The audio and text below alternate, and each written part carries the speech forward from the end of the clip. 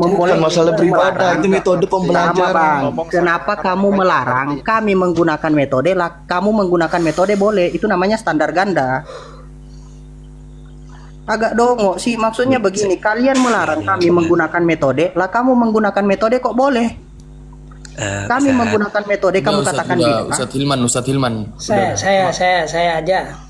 Ini, coba yang ini siapa titik nih coba? Ustadz Abdullah, kalau merayakan Muhammad bin Abdul Wahab atau menceritakan atau seperti Maulid lah membacakan sirah Nabi, boleh enggak itu? Terus? Saya ketemu ini, Syekh bin Bas mengatakan boleh kok. Ustaz Abdullah.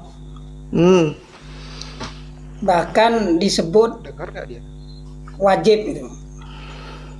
Jadi membacakan sirahnya atau memperkenalkan sirahnya Abdul Wahab itu, Muhammad bin Abdul Wahab itu amrun wajibun.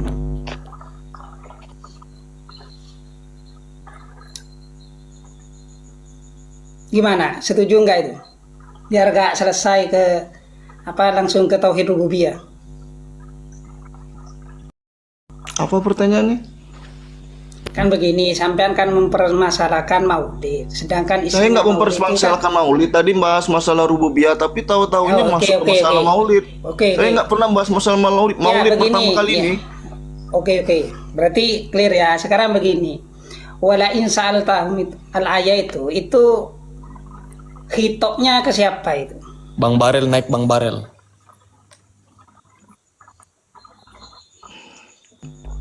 Dan menurut ulama tafsir bagaimana? Satu saja. Apakah yang sudah langsung bertauhid rububiyah begitu? Satu saja.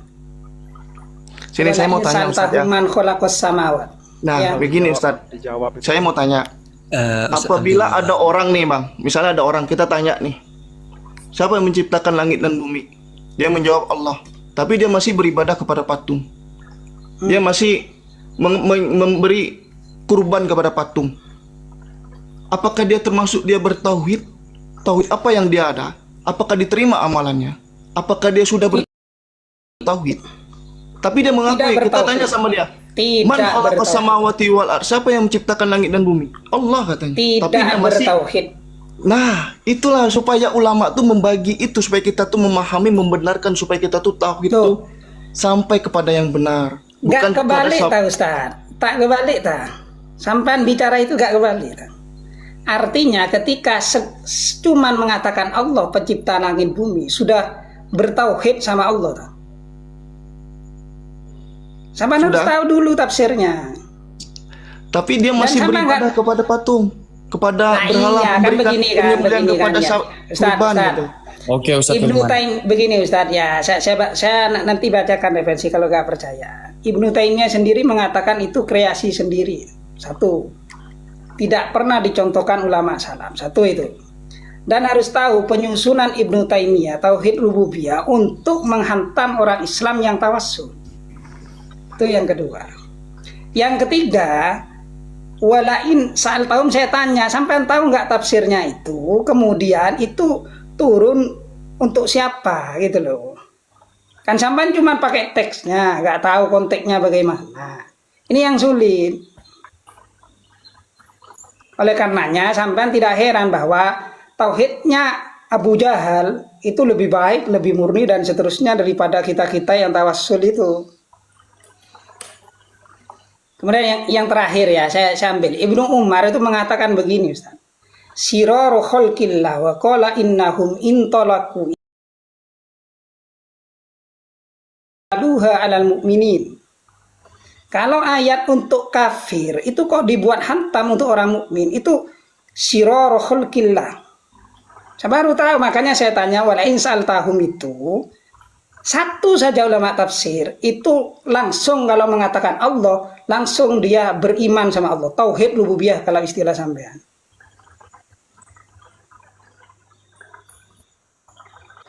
Monggo kalau mau dukung Abu Jahal monggo.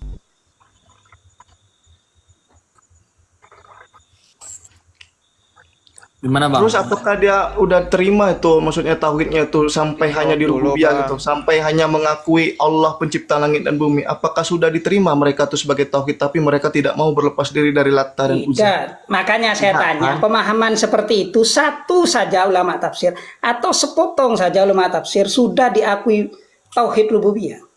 Nah, Dan itu memang untuk orang Islam ya. Jangan dibalik seperti perkataan Ibnu Umar tadi. Itu untuk menghantam orang kafir, tapi dijadikan untuk menghantam kita-kita orang yang mukmin, karena divonis sebagai musyrik. Lebih baik tauhidnya Abu Jahal, Abu Lahab, karena dia masih beriman sama Allah. Artinya tahu siapa Tuhannya. Tidak pernah tahu. Ustaz, begini, mereka bukan mengatakan Abu Lahab itu lebih baik. Maksudnya tuh Abu Lahab itu lebih memahami masalah tauhid, Ustaz. Ketika mereka sampai nggak baca, dengar, nanti Ustaz, saya baca semua panjang ini loh. Enggak, Ustaz, dengerin loh, Ustaz ya. Ketika Abu Lahab itu diajak Islam, diajak beribadah kepada Allah, dia tahu bahwa tauhid itu dia harus berlepas diri dari patung-patung Uzza dan Lata. Tapi dia tidak mau, Ustaz. Itu langsung tauhid rububiyah. Makanya dia paham dengan kata la ilaha illallah itu dia harus berlepas diri dari patung-patung itu. Tapi Abu Lahab nggak mau, Abu Jahal nggak mau, Ustaz. Karena dia paham la ilaha illallah itu harus berlepas diri dari patung, Lata, Uzza. Maksudnya itu pemahaman, makanya dia tahu bahwa la ilaha illallah itu dia beribadah pada Allah. Beginilah Ustaz, kalau mau diskusi biar lancar dan teraruf, dia nggak tahu. Sampean harus bawa referensi satu saja. Saya tanya, wala insal tahum yang sampean andalkan itu loh. Itu bukan masalah tauhidnya lebih baik dari Abu Lahab, Ustaz.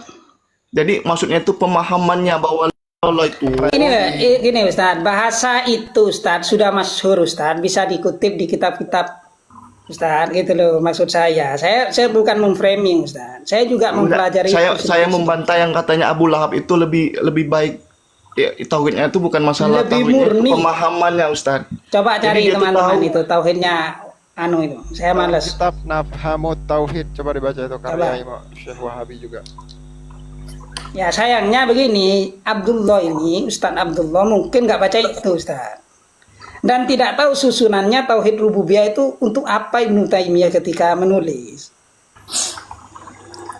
Dan dikutip oleh Syekh Abdul Wahab. Sama nggak tahu mungkin langsung wala in sa'altahu man khalaqas enak, berarti langsung tauhid rububiyah.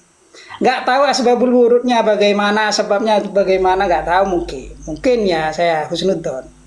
Makanya saya tanya biar ini enak lah. Ya makanya kan repot Ustaz. Tadi bahas mujmal tidak tahu. Jadi Ustaz kayak gini Ustaz ya. Kami nggak mengatakan saya Islam saja. Saya tidak mengatakan Abu Lahab itu lebih baik keimanannya, lebih baik tauhidnya, bukan Ustaz. Dia lebih tahu bahwa maksudnya kayak gini Ustaz. Tahu Ustaz. Bahwa dengan la ilaha illallah itu dia berlepas diri daripada Lata dan Uzza, tapi dia tidak mau Ustaz.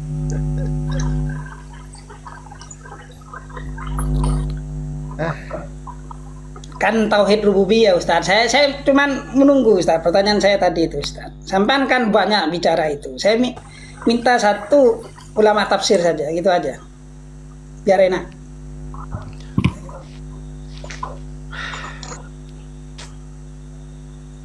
Kan sudah mengakui Ibnu Taimiyah sendiri bahwa itu hasil kreasinya, atau bahasa kita bid'ah. Sampai juga mengakui tadi.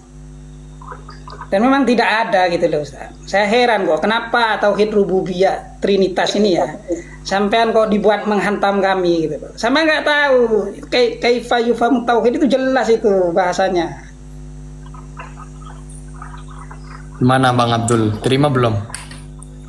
Ya begini Pak Abdullah ya, sampean nanti baca-baca lagi, saya mau turun ini. Ini ada teman saya banyak ini.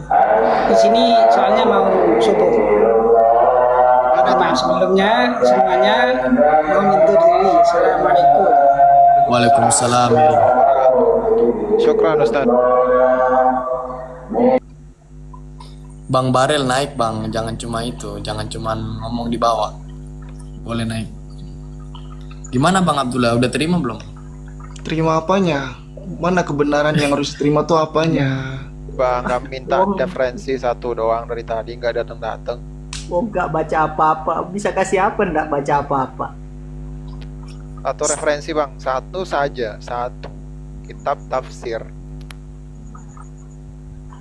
atau gini Bang Abdullah, gak usah masalah tauhid lah, mungkin menurut antum tauhid bukan bid'ah kan. Tapi di Mekah itu kan, itu sholat sholat di akhir Ramadan, Asrul Awakhir itu 10 hari terakhir itu orang-orang di sana itu mereka mengerjakan sholat indah khatmil Quran. Nah itu tidak pernah dikerjakan oleh Nabi sama sekali. Nah kalau Anda menjadikan standar Mekah dan Madinah ini sebagai patokan kemurnian Islam, terus yang dikerjakan mereka itu kan tidak ada dalilnya. Nah apakah itu bid'ah atau tidak? Gimana Bang Abdullah?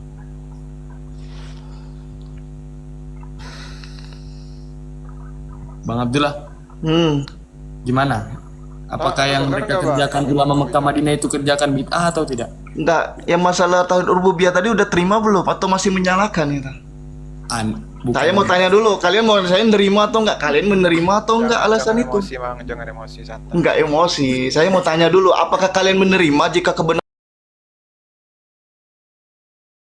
Referensinya satu aja ulama. Coba, saya mau tanya terima atau enggak?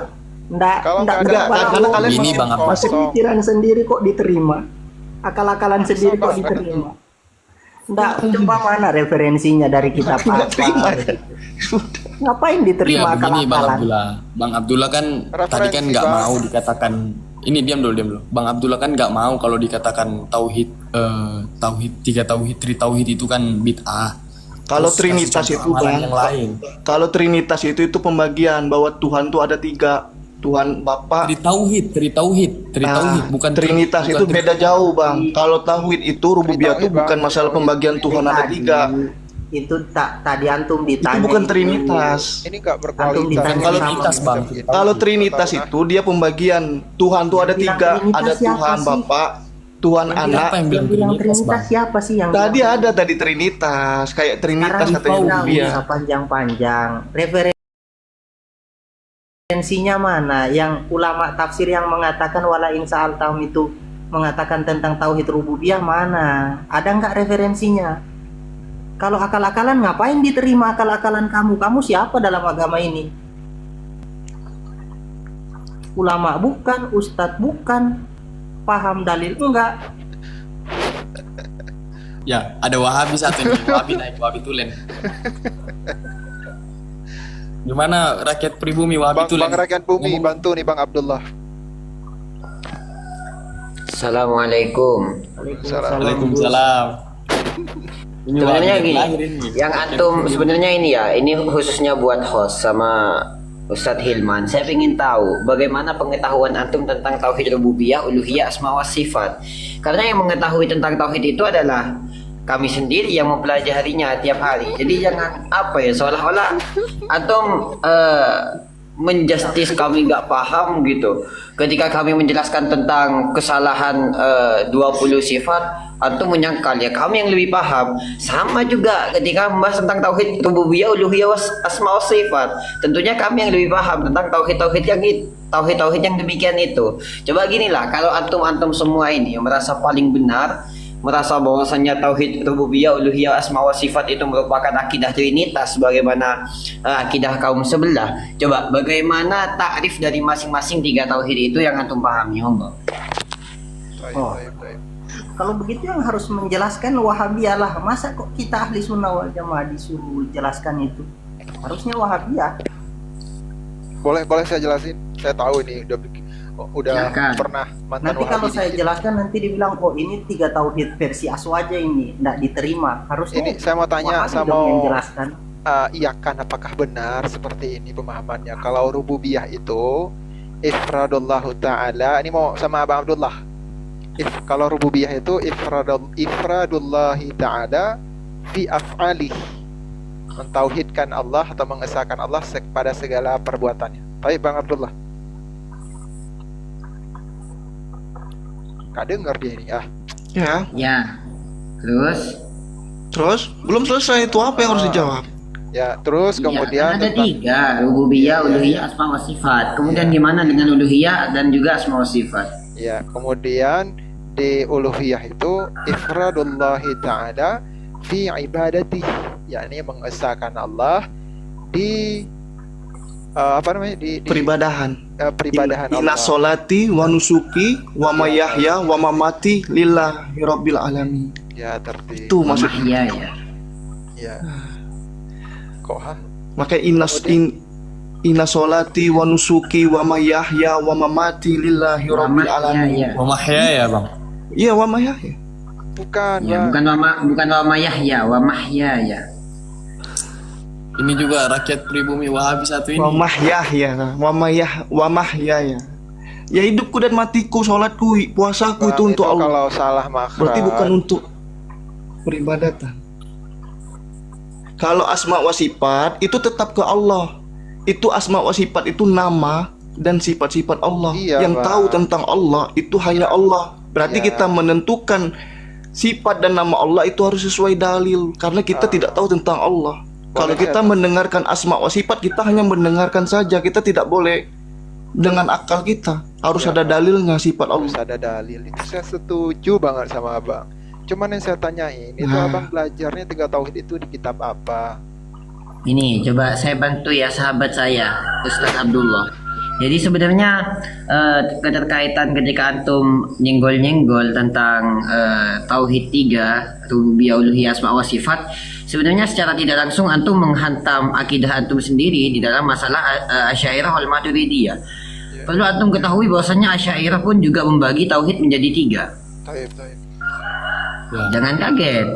Selamat datang di kebenaran. Kata Ya, siapa dengerin. Asy'ariyah membagi tauhid menjadi 3? Leh, berarti antum Di masih Wahdamiyah, setengah-setengah. Bang. Antum Wahdamiyah. Asy'ariyahnya setengah-setengah. Ustaz, Doktrin itu, antum berarti. Ustaz, kayak gini Ustaz. Tauhid fisik. Tugas kita itu menyampaikan, tidak ada memaksa mau terima atau enggak.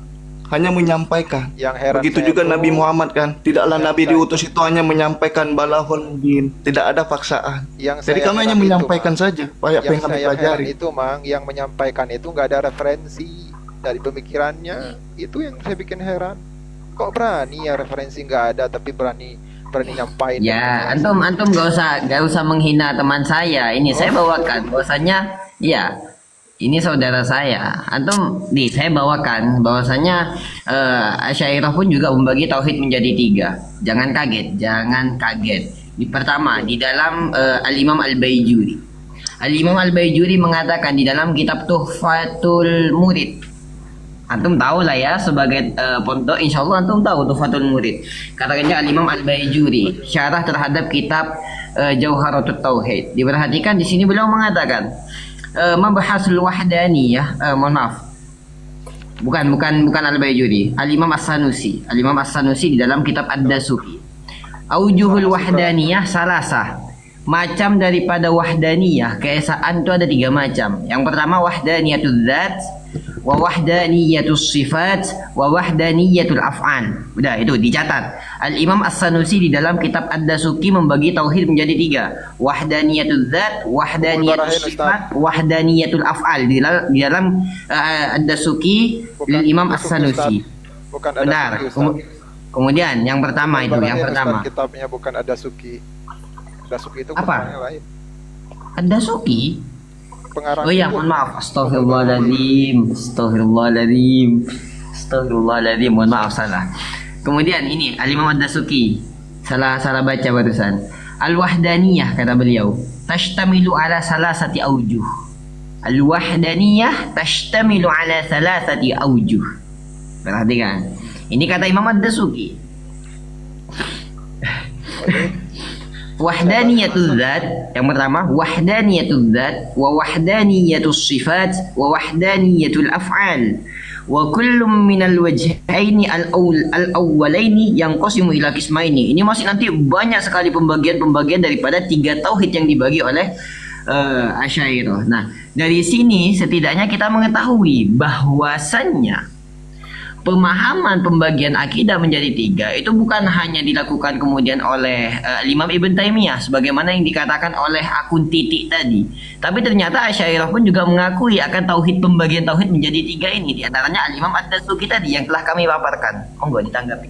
Tanggapi Oke. pertama, Itu pembagian seharusnya tauhid tidak yang dipahami dilakukan oleh Syekh kalau- Ibnu Taimiyahnya Ustadz bukan dengan makna tauhid, tapi dengan makna iman. Nah, ini Itu sebentar pernah Ustaz. apa? Itu yang harus Sebentar Ustaz, itu yang harus dipahami oleh Ustaz rakyat pribumi itu ndak ada di situ kata Imam Sanusi at-tauhid yung kosamu ala salasa. Beliau cuma mengatakan ala salasati aujuhin. Ada sudut pandang, ada 3 sudut pandang dalam melihat wahdaniyah itu.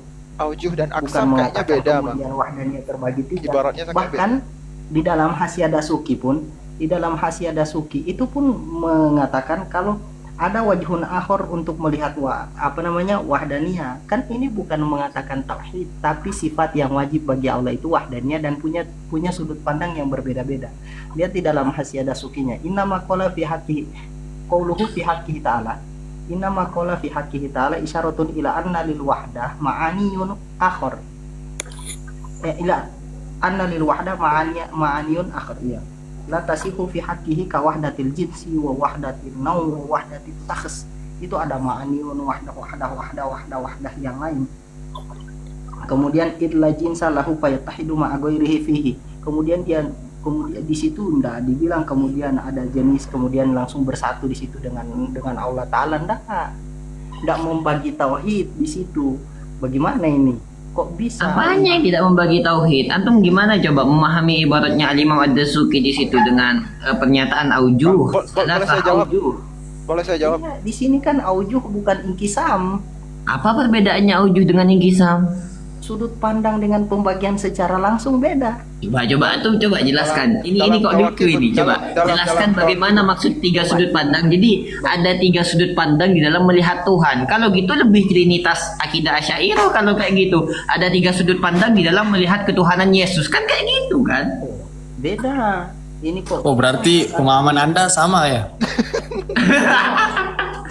Ya, enggak, maksudnya kalau antum mengatakan aujuh di situ dengan sudut pandang, maka lebih mendekati Asy'ariyah kayak gitu. Ini kan yang dijelaskan sifat wajib bagi sifat Allah di dalam sifatul isyrin. Kemudian ini termasuk sifat salbiyah, bukan berarti kita membagi tauhid menjadi 3, tidak.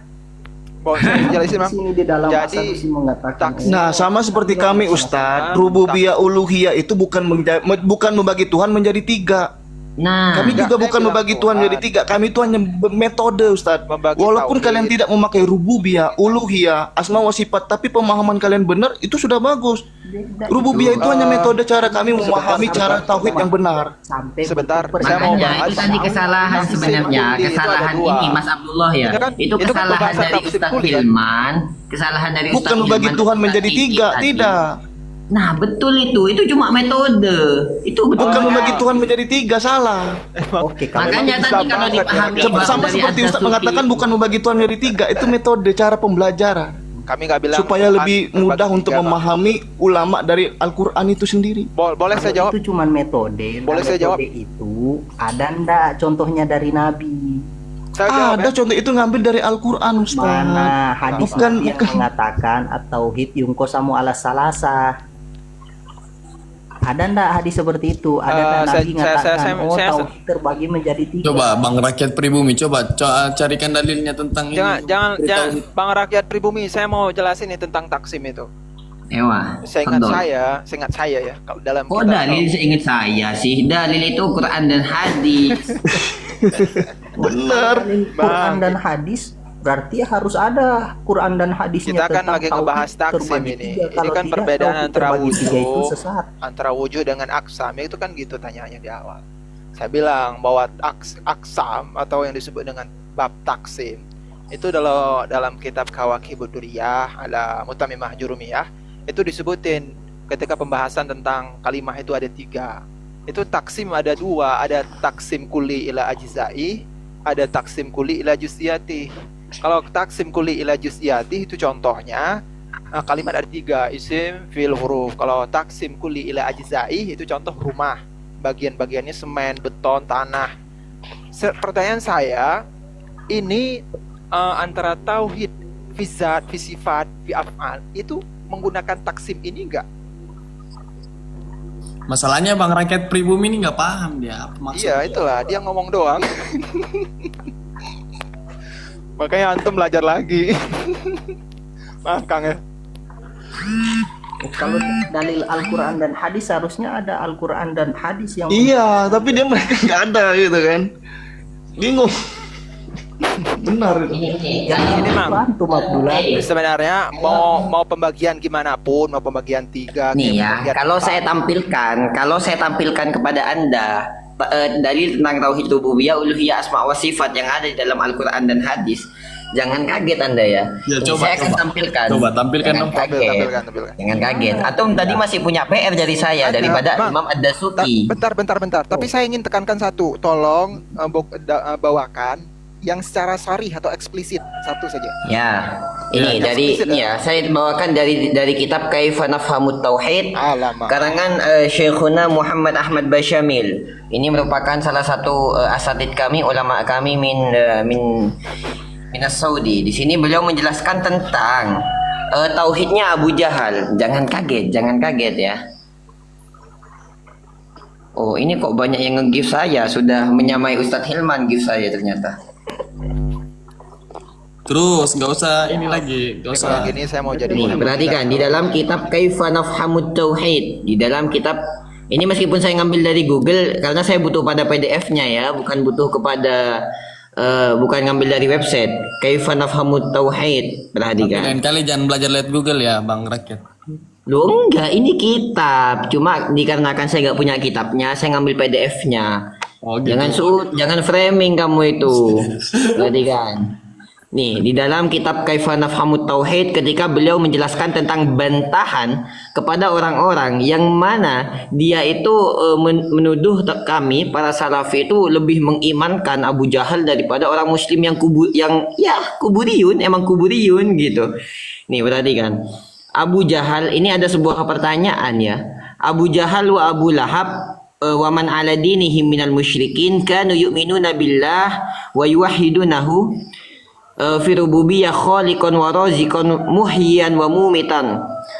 Kemudian doron wa nafi'an la yusyrikuna bihi fi dzalika syai'a. Jadi Abu Lahab dan Abu Jahal itu diantara orang-orang yang mana orang musyrik yang mana mereka beriman kepada Allah, kemudian mentauhidkan Allah dan mengimani bahwasanya Allah itu adalah yang menghidupkan, mematikan, memberikan bahaya, memberikan manfaat dan tidak syirik sama sekali kepada Allah Subhanahu wa taala.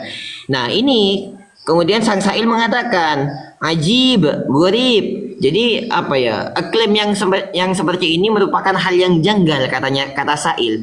Kemudian di sini dijawab oleh musannif dalam kitab Kaifa Nafhamut Tauhid, beliau mengatakan, faqultu lahu laisa hadza ajiban wala ghariban. Hal ini bukanlah klaim semata. Jadi bahwasanya Abu Lahab dan Abu Jahal lebih beriman daripada kuburiyun, ya. Itu berdasarkan dalil yang ada di dalam Al-Qur'an yang akan dijelaskan kemudian di sini penjelasannya. Ad-dalil ala tauhidil musyrikina wa imanihim billah. Dalil akan tauhidnya orang musyrik dan imannya mereka kepada Allah Subhanahu wa taala. Faqal ad-dalil ya sahibi, ma huwa ad-dalil ala hadha alladhi taz'amunahu? Hai sahabatku, apa dalil yang engkau pakai di dalam memahami tauhidnya tauhidnya Abu Lahab dan orang-orang musyrik?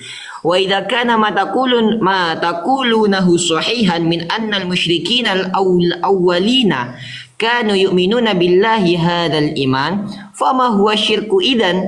Nah, pertanyaannya ketika Abu Lahab disebut sebagai orang yang beriman, lebih iman daripada kuburiyun, maka apa yang disebut sebagai kesyirikan?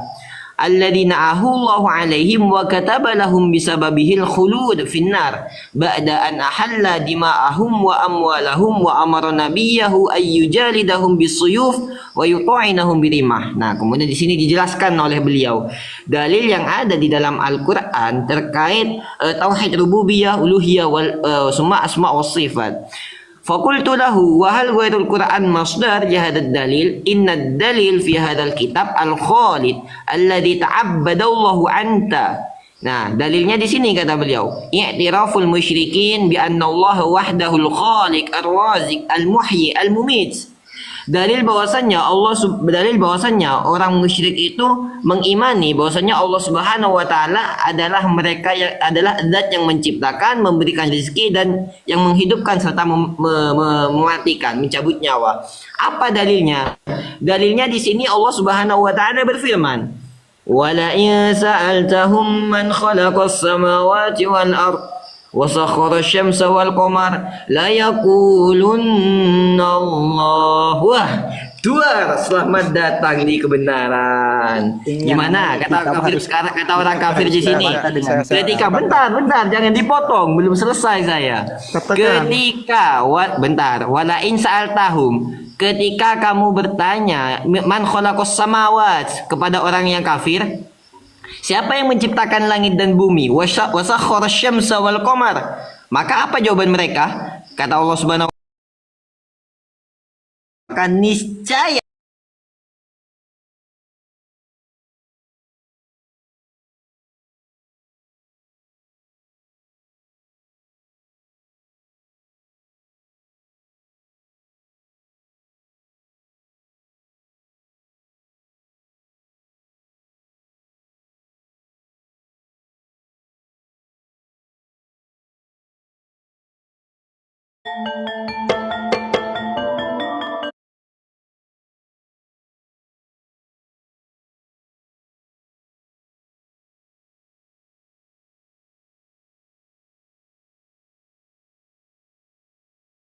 Syirin itu sifat 20 kan, satunya sifat nafsiyah, kemudian 5-nya itu sifat salbiyah, kemudian 7-nya sifat ma'ani, kemudian sisanya sifat maknawiyah sampai 20.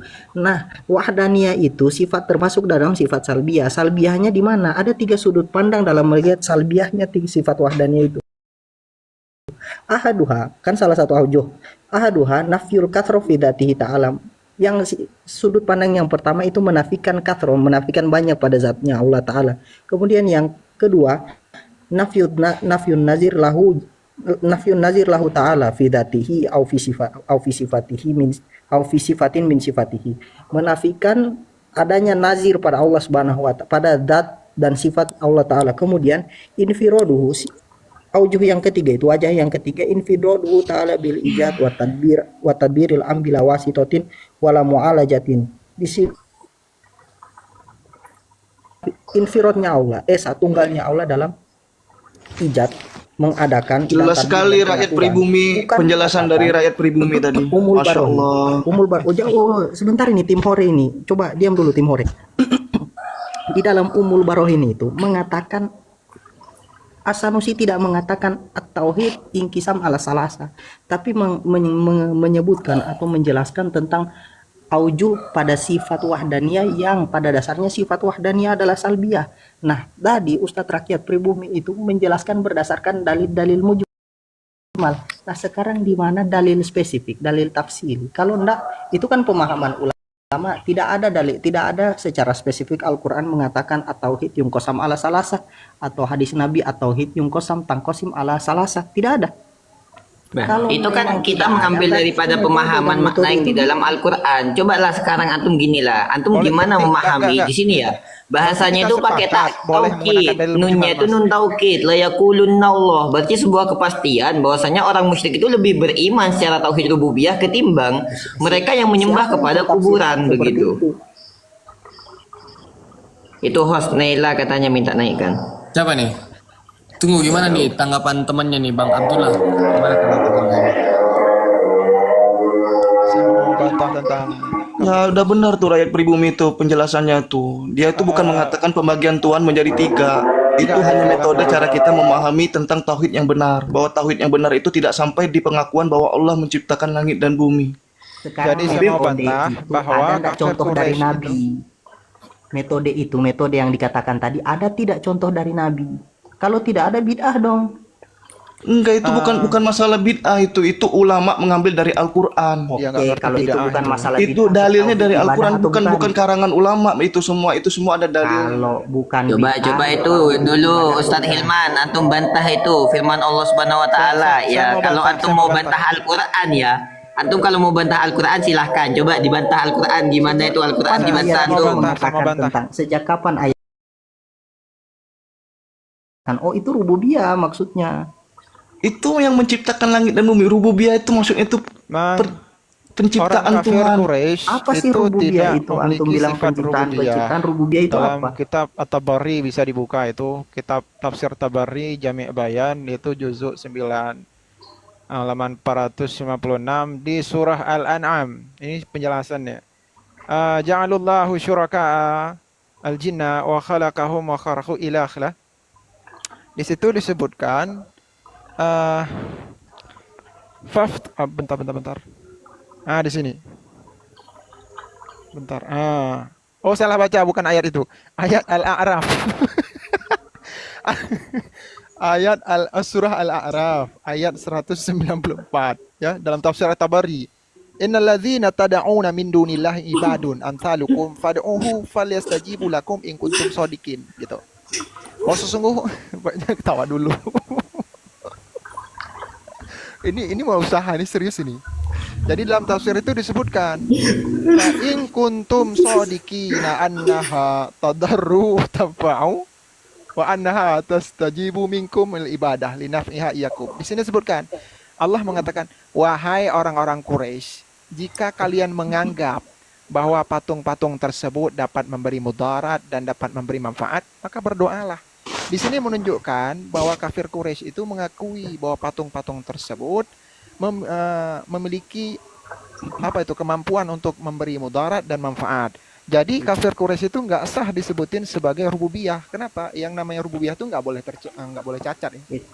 Udah mau subuh ini. Nanti kita ketinggalan sholat subuh lagi. Bang Oh, di situ udah Nanti subuh. ini apa? Bang Abdullah nanti coba kenalan sama ini ya. Kita pribumi coba. Ini Wahabi Ustadz Abdullah, mohon maaf sebelumnya. Sebenarnya akidah saya itu Asy'ariyah.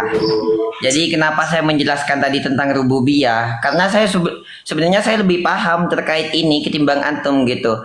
Jadi apa-apa yang disampaikan serius. Meskipun saya Asy'ariyah, saya lebih paham daripada antum tentang akidah Salafi Wahabi.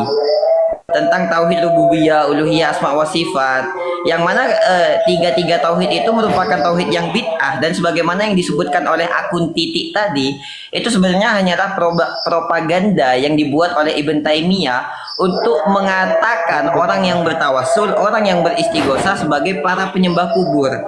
Jadi gak ada dalil, bahkan ya para ulama sebelum Ibn Taimiyah, saya tantang buat Mas Abdullah dan Wahabi di bawah, yang dimana para ulama sebelum Ibn Taimiyah yang membagi tauhid menjadi 3, dan sesuai dengan pemahaman Ibn Taimiyah, saya tantang sampai hari kiamat, kalau ada sebelum Ibn Taimiyah yang mengatakan demikian, maka sejak detik itu saya akan pindah jadi Wahabi. Bentar, saya punya. Juar, selamat datang di kebenaran. Ini Saya punya tambahan data. sedikit, Gus. Itu contoh. Turun.